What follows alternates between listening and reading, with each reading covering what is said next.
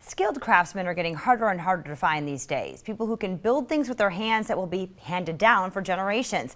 But there's one here in northern Michigan who's making something a little bit out of the ordinary, much to the delight of children, young and old.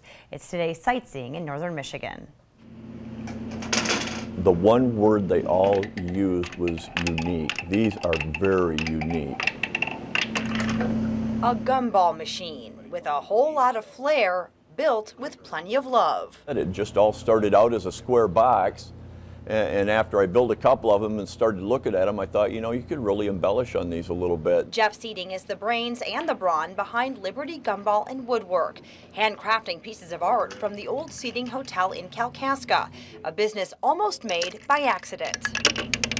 I grew up in construction. It been a 40-year career. Moved back here from California about 22 years ago and wanted to continue with the woodworking, but there really wasn't a niche that I was accustomed to, so I decided to just create my own. Some of the other things we like to experiment with is the type of dispensing. These machines inspired by a toy. I had some young kids and was bored one day and went down to my basement and thought I would make one of those Plinko games, and I built one and I thought, well, that's kind of neat, so let's put a gumball in there and give the kid a little reward when he's all done. But from there to today has been a learning process, like their first craft show. And everybody could tell we were the rookies in the bunch, and the second day I had 3 different vendors from that show come up at different times and tell me, I don't know you, but my suggestion to you is these are so unique, you better pack them up and get them out of here and patent them or trademark them before somebody else here tries to steal this concept. He did, and laid low for a while, perfecting his craft. Some may take